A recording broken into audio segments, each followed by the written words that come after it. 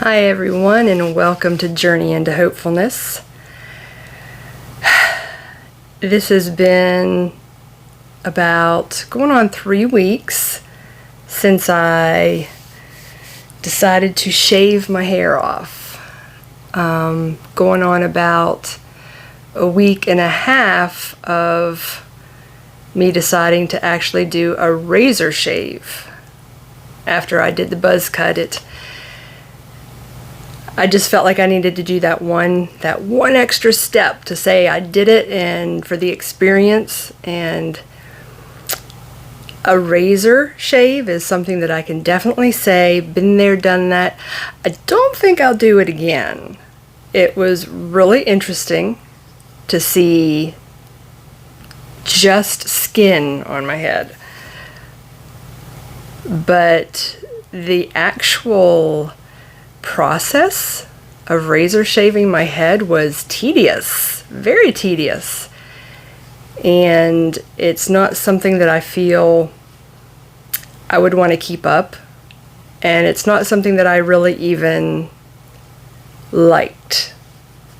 I didn't, while the feeling of no hair was very interesting, just bald skin, bald head.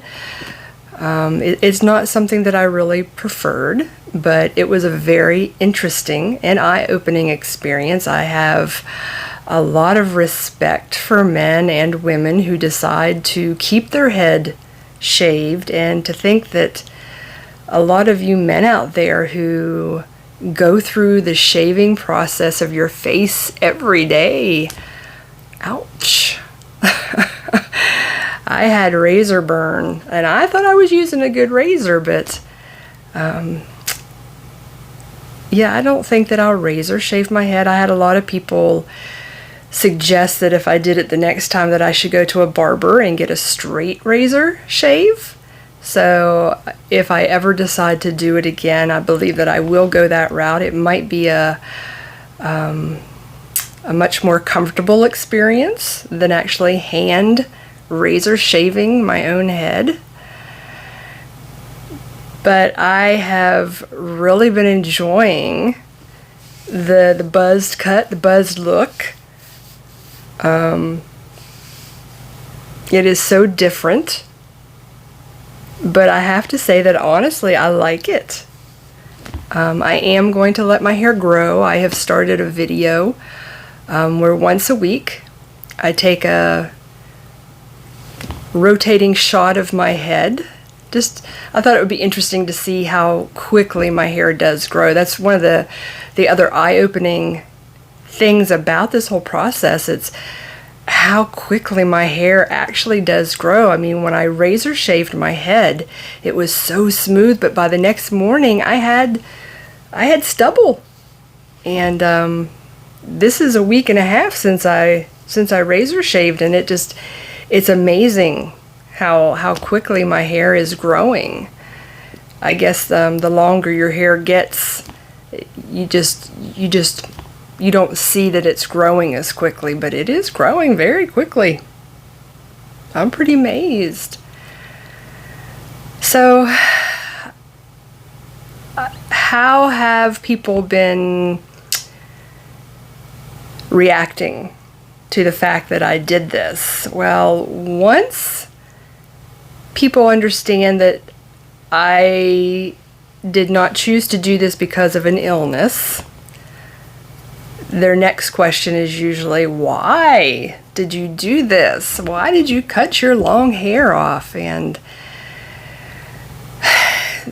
the answer to that is not a short, I just wanted to do it answer. It is something that I have been coming to terms with for a very long time. And I don't think that my story really is different than a lot of you out there. When I look back on my life and try to figure out how did I get to this point, a lot of my past life makes a lot more sense. To start with, let's go back to my very early childhood. as a young child, I always had long hair. I don't remember a childhood picture of me where I didn't have long hair. And I remember growing up, and we're talking elementary school here. I remember quite frequently people complimenting me on my long hair and oohing and ahhing over the fact that I had such long hair and that they felt that I had beautiful hair. And I only recall one other girl in my class in elementary school having long hair. All the other girls had short, cute hair. And I remember feeling like I wanted to have cute, short hair when I was in elementary school. Now, I always felt, growing up, I was always the tallest in the class. I was very gangly, very awkward. And having long hair just sort of added to that gawky awkwardness, I guess. Now, I don't remember in elementary school ever asking to get my hair cut short. I have a feeling that if I had been made to cut my hair off when I was young, I probably would have been upset. Now, I do remember my father threatening me to cut my hair off if I didn't brush it and keep it nice. But I don't think he would have ever followed through, because I remember my mom telling me early on that my dad preferred women to have long hair. And so I guess that sort of set the tone early on in my life that pleasing my father meant keeping my hair long. Now, going into my high school years, I was in high school in the 80s. So, of course, 80s hair was big hair, layered hair. Whether you had short hair or long hair, it was layered and it was big. And I had typically shoulder length to long, one length hair. And I can remember wanting to get my hair layered. I loved the Farrah Fawcett look. I loved the long layered hair look. And I remember asking to get my hair layered. I don't remember exactly what grade it was, how old I was, but I remember being told that having a layered look would involve having to go to a salon and have it cut frequently, have it trimmed to keep the style. And at that point in time, my parents just couldn't afford it. There was no way that I was going to be able to have a hairstyle like that and be able to go to a salon often enough to keep it up. So I never had the 80s type hairstyles. And I can remember feeling still awkward in high school. I was always more of a tomboy. I never really felt like I had any grace. And so I was, always still the tallest, I felt the string bean, gawky teenage girl. And not being able to fit in with the hairstyle of the time just added, I think, to my insecurities. And for most kids, I think it's usually the high school times when you really start to see how society starts dictating how you should look and how you should feel. So when I was a senior in high school, I did finally get to go to a salon. My mom took me, and I did get to get a little bit of a haircut with a style. It wasn't the layered look that I had wanted, but it was styled, sort of trimmed along the sides, and so I did get to have the experience of going to a salon. However, moving into college, I kept the long one-length hairstyle into my freshman year, and the second semester of my freshman year in college, I joined ROTC. And part of the ROTC uniform rules and regulations was that you had to keep your hair up off your collar when you were in uniform. And I can remember that being challenging because you also had to wear a cap. So if I were to put my hair up into a ponytail, high enough up off my head to sort of loop my hair through, I couldn't get my cap on right and it would push my ponytail down. And I wasn't very good at doing buns. So when I tried to do that, my hair usually fell out. And I can remember getting reprimanded a few times for not having my hair up properly. And I don't recall exactly when it was, maybe my sophomore year, maybe my junior year, I don't really recall, but I got tired of trying to keep my hair up, and I was always afraid of getting reprimanded. So I made the bold decision to go to a salon by myself, didn't tell my parents I was doing it, and I got my hair whacked off. I loved Jamie Lee Curtis at the time. I loved her hairstyle. So when I went into the salon, I told the stylist that I wanted a Jamie Lee Curtis haircut. And I can remember her looking at me, and she looked at the other stylist that was there, and she said, "Are you sure you want to do this?" And I said, "Yep." And she did it, and I can remember all the hair on the floor. There was so much hair on the floor. But I loved the haircut. I loved it. And so I went home. And like I said, I hadn't told my parents that I was getting my hair whacked off. And I don't recall what my mom's reaction was, but I remember walking into the living room. My dad was watching TV, and I went in and I stood to the side of him and I said, I went and got my hair cut today. And I remember him just sort of glancing at me out of the side of his eyes. And then he went back to watching TV and he didn't say a word to me.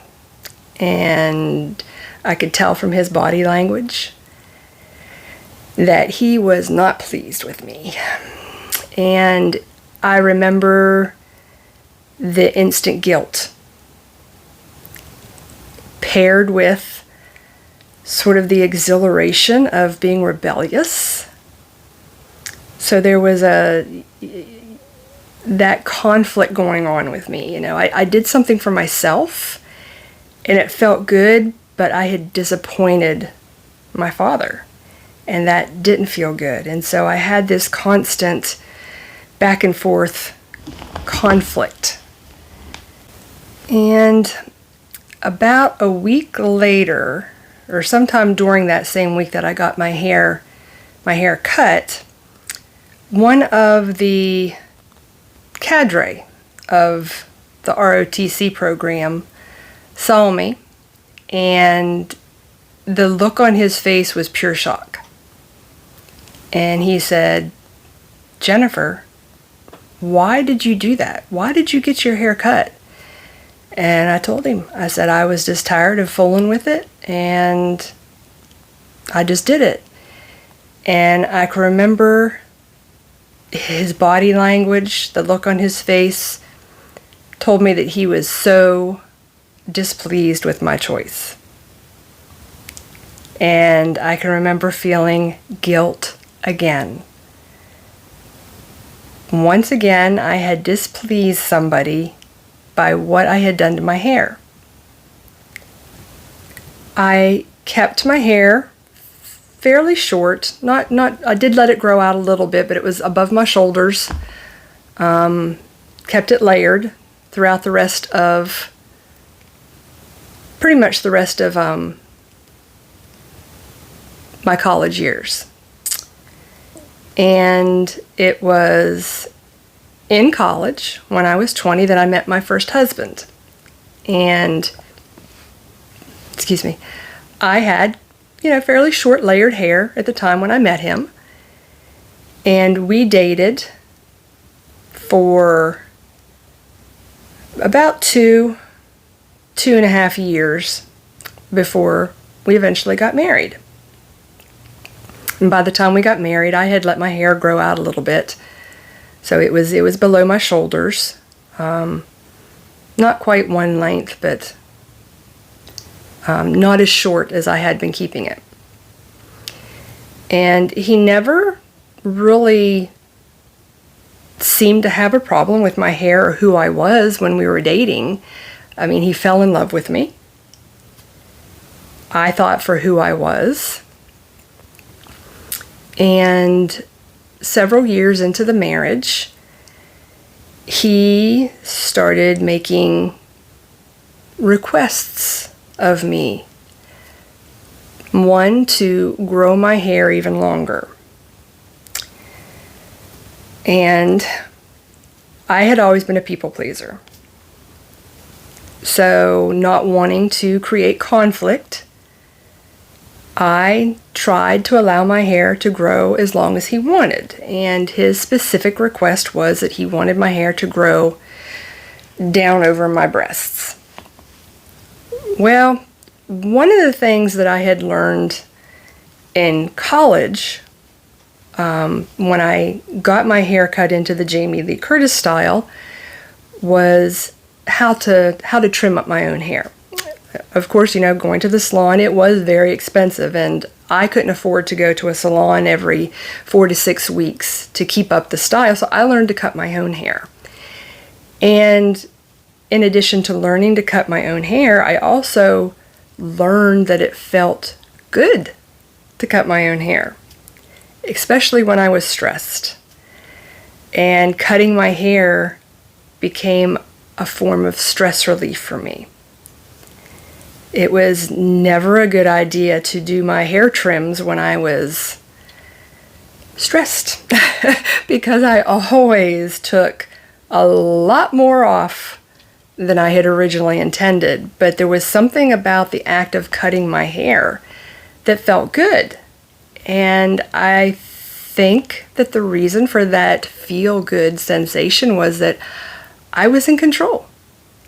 I controlled what I did to my hair at that point in time.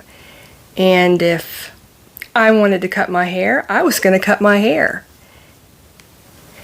So when my first husband asked me to let my hair grow, again, I tried. But when I would trim my hair, if I was stressed out, I usually took a lot more off than I originally intended. And he would get a little upset with me for cutting my hair. And I never could quite get my hair to the length that he wanted. But the hair request didn't stop there. All of a sudden then he wanted me to change my hair color. I had started coloring my hair probably when I was about 23. I noticed some gray hairs coming in, and again, part of society's message back then was once you started seeing your gray hairs, you needed to grab a box of hair dye and get those suckers colored. And so I did. I felt that, at 23, I shouldn't have gray hairs. Gray hairs were associated with old women. And so from the age of 23 on, I kept my hair colored. I usually kept it colored about the same color as my original hair color, a brownish. Sometimes, experimented with the reddish browns or the blondish browns or whatever, but it was always a brown color. But then my husband at the time wanted me to go blonde. I mean, blonde. I wasn't real thrilled with this idea, but again, I didn't want to create conflict, so I went to a salon and sat in the chair I remember it being about 5 hours for them to pull all of that brown color out of my hair. And when they were done, I looked at myself in the mirror and I didn't know that person. And I really didn't like what I looked like as a blonde. It was not me. But my husband loved it. I don't recall exactly how long I kept it. I remember it being a pain in the butt to try to keep the roots bleached. So I really don't think it lasted too long before I just went and got the color put right back into it. It was about the same time that he requested these changes of my hair that the supermodels started appearing on his computer screensaver. And these were the models that he wanted me to start looking like. So when he had the hair down below my boobs idea, he showed me a supermodel and he's like, this is what I want you to look like. And then when the blonde hair came around, Marissa Miller came into our life. And Marissa Miller was a Victoria's Secret model at the time. And she stayed on his screensaver for quite some time because he always made sure to let me know that that's what he wanted me to look like. And it's impossible to look like somebody else. But back then I tried. And in the trying, I grew more and more depressed.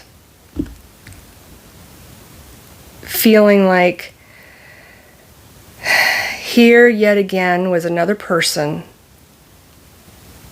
who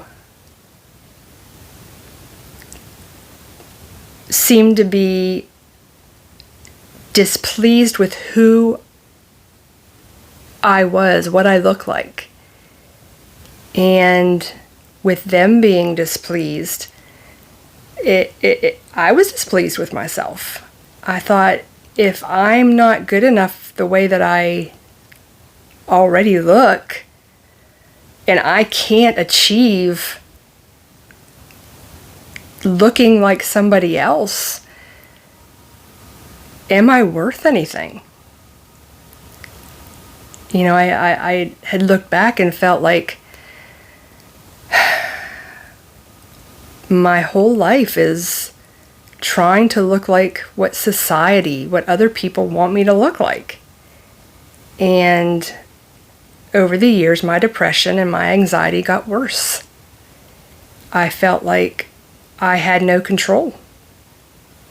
I tried so hard to live up to society's standards, and I felt that I failed constantly.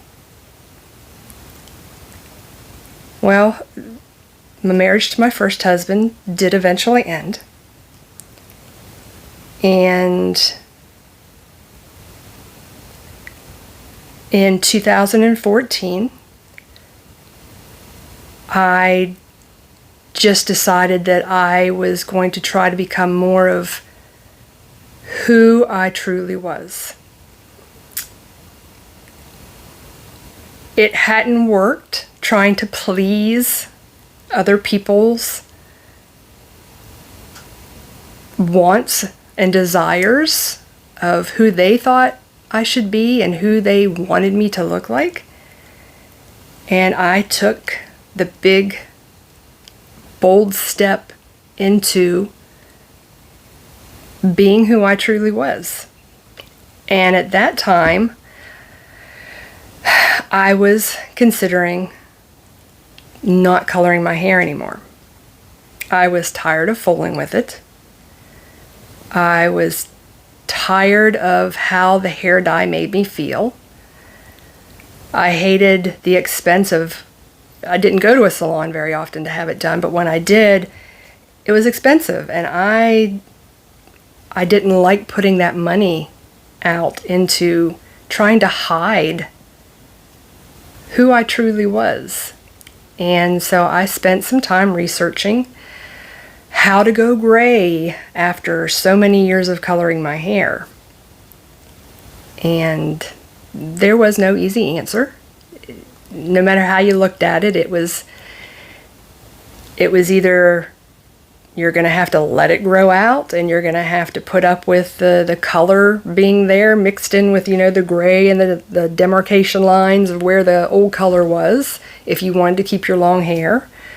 Or it was get it cut off and start fresh.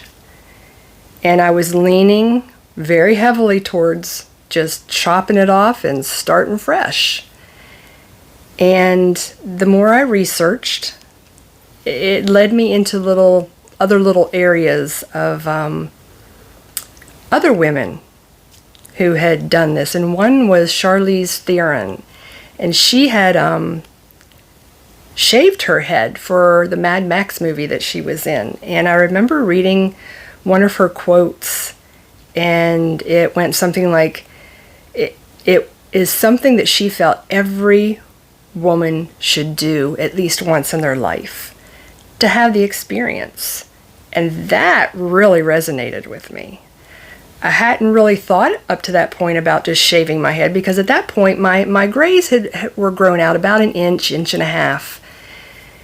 And I thought, I could just cut the color off and I'd still have hair. It would be short, but when I read that, I started thinking this would be the perfect time to have that experience. And I remember also going on to a forum for women with breast cancer. Somehow my research of shaving your head had led me there. And I read several posts of women who had been diagnosed with breast cancer and were getting ready to go through chemotherapy, but were actually debating whether or not to follow through with the chemotherapy because they didn't want to lose their hair. And that really hit me hard. I thought, how is it that a woman can be so attached to her hair that you would even consider not treating yourself for breast cancer? Because, just to think that the fear of losing your hair outweighed the fear of dying from cancer just blew my mind. And I felt even stronger at that point in time that shaving my head was something I needed to do.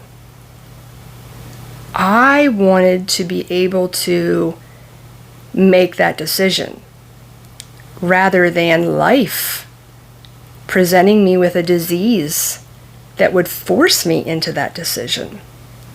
The women that I was reading about on this forum, they had that decision taken away from them. Shaving their head, losing their hair, wasn't something that they wanted to do, but it was something that they were almost being forced to do. So I made an appointment to go to a salon, and I just happened to be home visiting my parents at the time, and I had told them that I was gonna You know, I had told them that I was going to, I was done coloring my hair, and I was going to go get my hair cut. But I didn't tell them that I was going to have my hair buzzed. And so I got to the salon and I explained to the girl what I wanted to do. And as I'm telling her what I want to do, I'm not telling her that I want it shaved down. And I remember feeling very fearful of telling her that I just want it buzzed off. I just take it. And here I was telling her I just want to take it down to the gray. Just take it down as far to the gray as you can get it.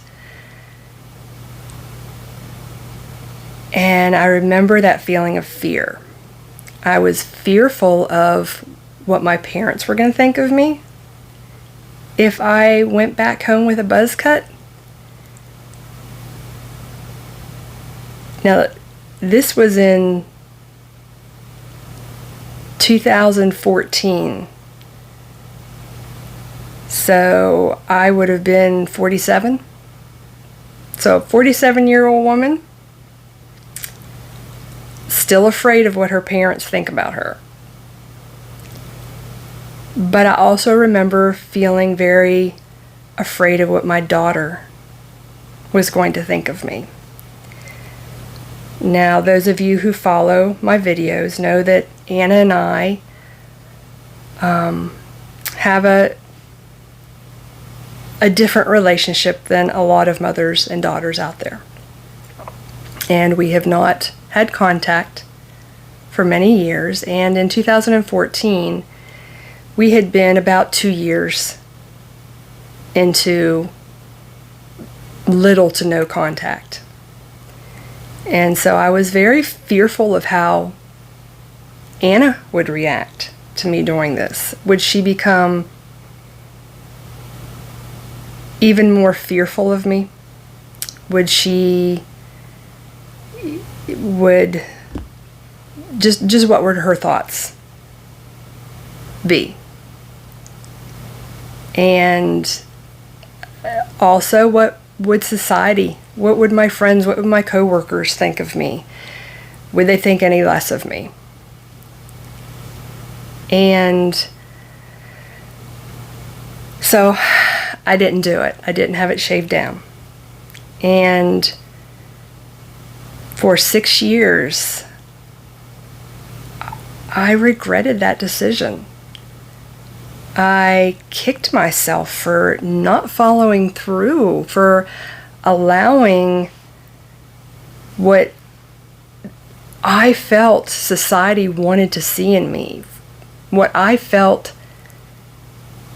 my parents wanted to see, what I felt my daughter wanted to see. Again, I put myself last. And I regretted it. And every time I would think about not following through with it, I would have that little pang of regret. So for the next 6 years, I did let my hair grow out. And if you saw the video of me getting my hair buzzed, you'll know that it was quite long. It was down to about the middle of my back. But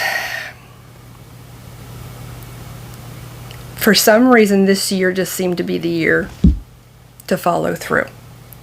And so for my birthday this year, I made the decision that I was going to do this. I was going to follow through. I was going to have this experience. And I was going to allow this to be the final phase of this love-hate relationship I've had with my hair ever since I can remember. And so I did. I followed through with it. It was a beautiful experience. I have no regrets having done it. None whatsoever. I have learned a lot about myself. I've been able to look back on my past and see things a lot clearer now.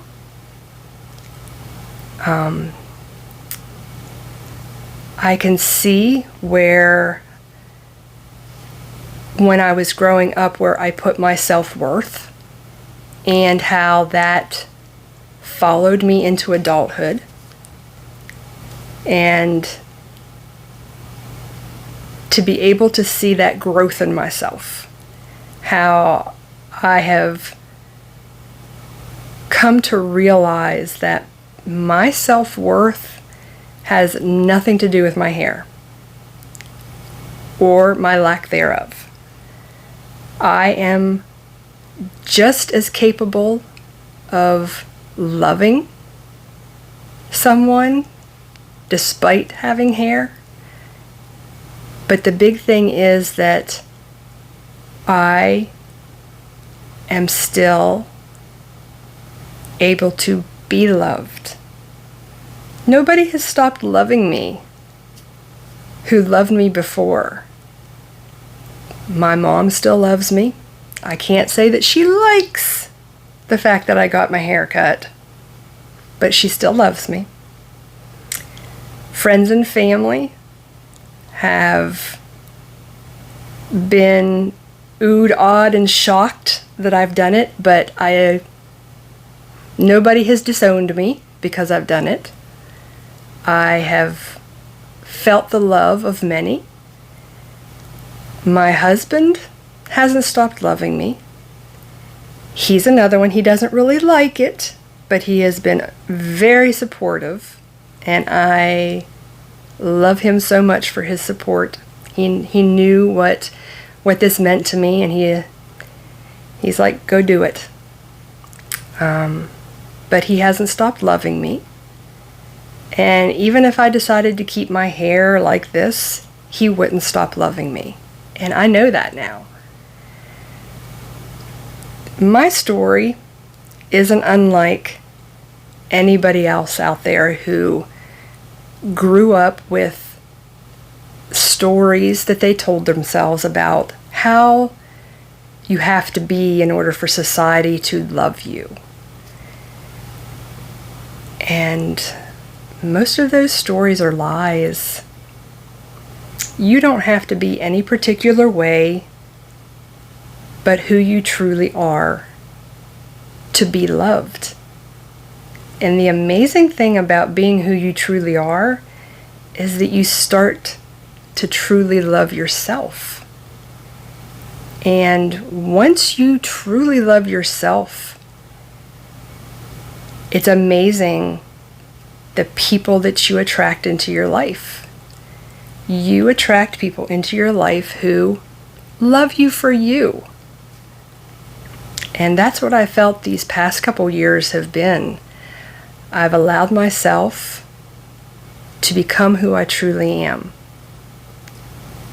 To not bow to what society wants me to be or to look like. If it's not comfortable for me, I'm not going to do it. Now, that's not to say that if you enjoy coloring your hair, I say go for it. Some people do. Some people like to do their hair different colors all the time, and that brings them joy. And I say go for it. That didn't bring me joy. So if you are coloring your hair and it is a chore, it's a pain, you don't get joy out of it, look deep inside yourself to find out why are you doing that. Why are you doing that? Just like with anything else that you're doing in life. If you're doing something based on what you think society wants you to do, and it's not bringing you joy, it's not giving you peace, look deep within yourself and ask yourself, why am I doing this then? See what kind of answers you come up with. So that is why I did this in a big old nutshell. It has been a lifelong journey. I don't think that I realized that it was a lifelong journey for me until I decided to allow my myself to go gray, and really felt my beauty start to really emerge, because I was no longer covering my true self up. I mean, I was amazed at my natural color. I mean, my gray color I love. And I couldn't believe that I had been covering this beautiful color up for so long. But that was me giving into what I felt society wanted of me. So once I let that go and became who I truly am, that joy and that peace were overwhelming. And I realized that I had made the right decision. I am going to end here because I think I've explained enough. I think you all get the gist of why I did this. And I hope that many of you can see a little bit of your story in mine, and can be inspired to let some of society's demands go. If it's not bringing you joy, if it's bringing you heartache, if it's bringing you stress, let it go.